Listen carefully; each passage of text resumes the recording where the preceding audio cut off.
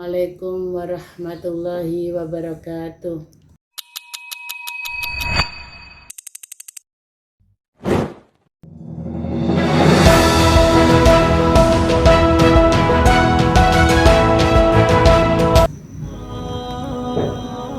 teman-teman, gimana kabarnya? Semoga teman-teman selalu dalam keadaan sehat dan selalu dalam lindungan Allah Subhanahu wa Ta'ala. Amin. Teman-teman, dalam perjumpaan kita yang kedua ini, saya akan sharing tentang focus on you, yaitu fokus dalam diri.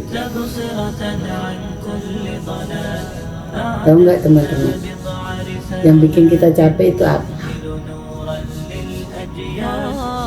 Yang bikin kita menderita itu apa? Jawabannya adalah kita gagal fokus, kita salah fokus. Jika fokus kita tepat, maka akan berdampak pada pengaruh dan kekuatan kita. Nah, kita bahas ada 7 fokus yang dapat mengubah hidup kita. Tapi di sini saya akan menjelaskan hanya 3 saja ya teman-teman. Semoga 3 ini bermanfaat untuk kita. Amin. Baik, yang pertama yaitu fokus ke dalam. Sebenarnya jalan keluar yang ada pada masalah yang kita hadapi itu ada di dalam diri. Apapun judulnya masalah yang kita hadapi, semua masalah yang judulnya berbeda-beda, itu solusinya hanya satu, yaitu ada di dalam diri kita. Maka fokuslah pada diri sendiri terlebih dahulu.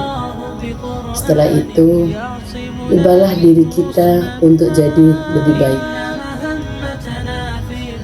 Jika kita bersungguh-sungguh mengubah diri, maka kita akan punya dampak yang baik, mempunyai dampak yang besar, mempunyai dampak positif yang besar. Nah, hal itu akan membuat orang di sekitar kita akan ikut jadi lebih baik. Stop menyalahkan orang lain, stop menyalahkan lingkungan, stop menyalahkan situasi yang menghampiri kita. Jika engkau mau mengubah cara pandang terhadap sesuatu hal yang menimpa kamu, maka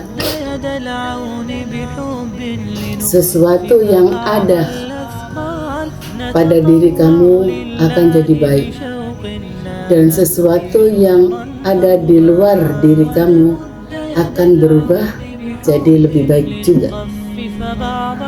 Maka kita harus banyak-banyak belajar. Belajarlah ilmu tauhid, belajar fikih, dan belajar Al-Quran. Itu sangat baik untuk diri kita. Tapi jangan lupa ya, belajar membersihkan hati itu juga lebih baik. Itu juga harus dipelajari.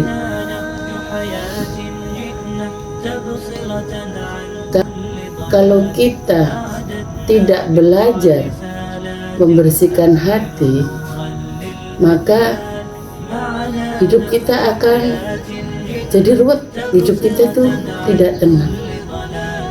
Bukannya Rasulullah berkata, Rasulullah pernah bersabda, jika qalbu manusia itu baik, maka seluruh tubuh akan ikut jadi baik. Jika qalbunya rusak, maka seluruh tubuhnya akan ikut jadi rusak. Jadi kita di samping belajar tauhid, fikih, Al-Quran, dan belajar ilmu-ilmu yang lain, jangan lupa belajar membersihkan hati. Karena orang kalau tidak bisa membersihkan hatinya, ilmunya banyak tapi hatinya lupa, tidak dia bersihkan, maka dia itu biasanya sibuk menyorot orang lain, sibuk menilai orang lain, sibuk menilai situasi dan kondisi. Ada orang nggak baik, dia berikan nilai. Oh, dia tidak taat beribadah. Oh, dia sombong. Oh, dia cinta dunia dan lain-lain. Jadi pikirannya terus memikirkan keburukan orang lain. Maka perlu kita di sini untuk belajar membersihkan hati, ya. Yang kedua, sekarang yang kali Bu udah fokus yang kedua, yaitu fokus mengubah diri. Kita fokus diri kita yang kita rubah untuk jadi lebih baik, bukan orang lain, bukan mengubah orang lain. Jadi kita jangan sibuk untuk berusaha mengubah orang lain. Fokuslah mengubah diri sendiri. Karena mengubah orang lain kita nggak bisa. Yang bisa kita lakukan yaitu mengubah orang lain, mengubah diri sendiri. Semakin fokus engkau mengubah diri, semakin besar dampak baik dirimu bagi orang lain dan bagi kehidupanmu. Siapa saja yang berupaya memperbaiki hubungan dirinya antara dirinya dan Allah, maka Allah Ta'ala akan mengubah seluruh urusannya dengan manusia. Menurut ilmu parenting, jika kita bahagia, maka kita akan bisa memberikan kebahagiaan kepada orang lain. Tapi jika diri kita tidak punya kebahagiaan, kita pusing, kita sedih, maka pastinya diri kita nggak bisa memberikan kebahagiaan untuk orang lain, nggak bisa memberikan kebahagiaan untuk pasangan kita, tidak bisa memberikan kebahagiaan untuk anak-anak kita, tidak bisa memberikan kebahagiaan untuk orang tua kita dan orang di sekitar kita. Apa yang kita berikan kalau kita tidak memilikinya? Mungkin kita bisa menyenangkan bermain bersama, tapi hati kita akan merasa hampa karena diri kita nggak punya kebahagiaan. Maka diri kita harus berbahagia terlebih dahulu, baru kita akan bisa memberikan kebahagiaan kepada orang lain yang di sekitar kita. Ciri-ciri orang yang matang spiritualnya yaitu dia fokus mengubah dirinya, tidak fokus mengubah orang lain. Setiap hari dia bercermin tentang dirinya, apa yang gak baik, apa kekurangan dirinya. Maka setelah dia ketahui, dia akan merubah kekurangan dirinya itu, dia akan rubah jadi lebih baik. Dan ciri-ciri orang yang belum matang spiritualnya, dia fokus keluar, dia fokus menyoroti orang lain, dia fokus memberikan nilai, memberikan label kepada orang lain.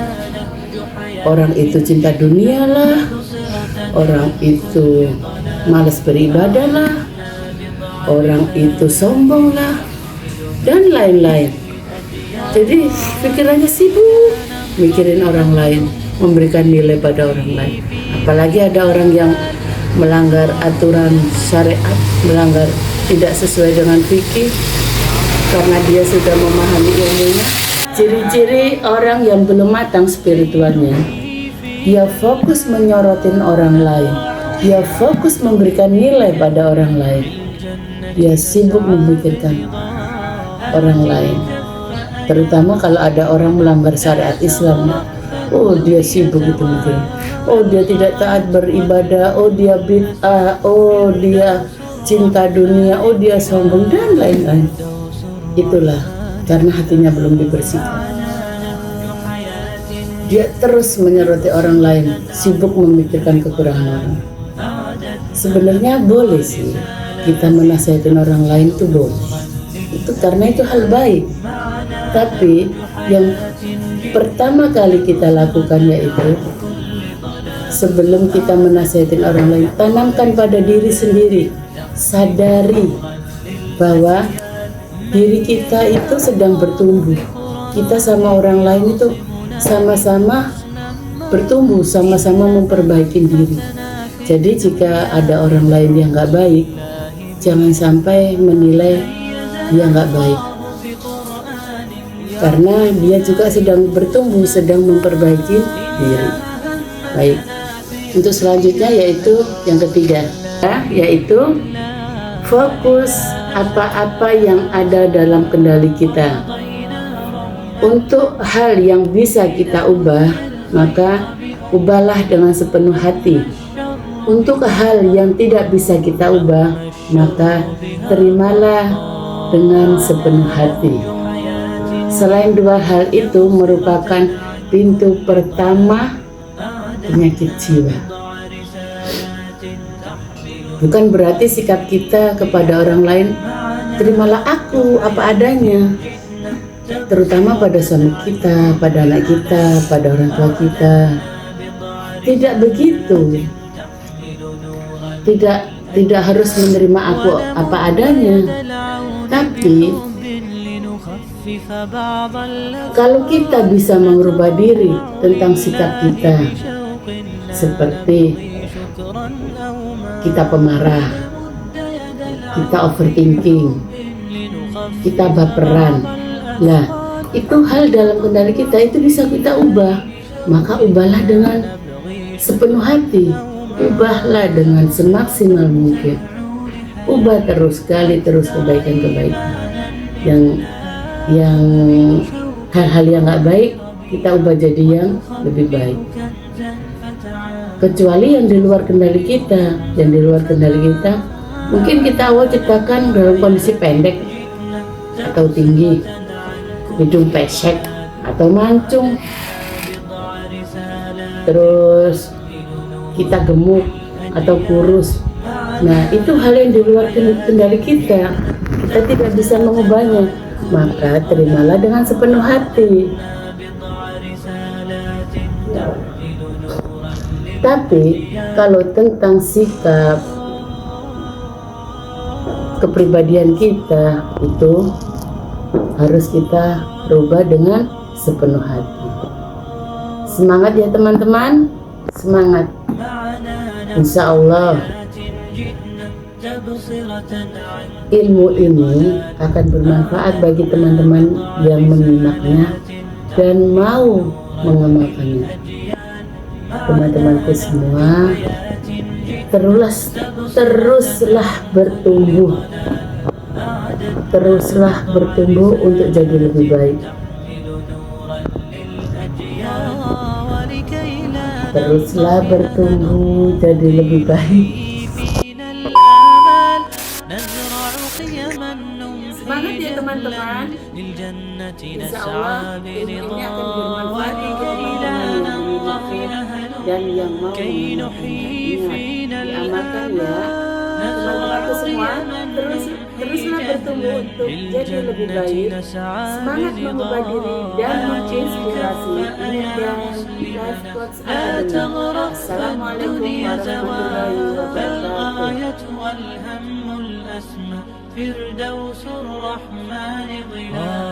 فردوس الرحمن ظلال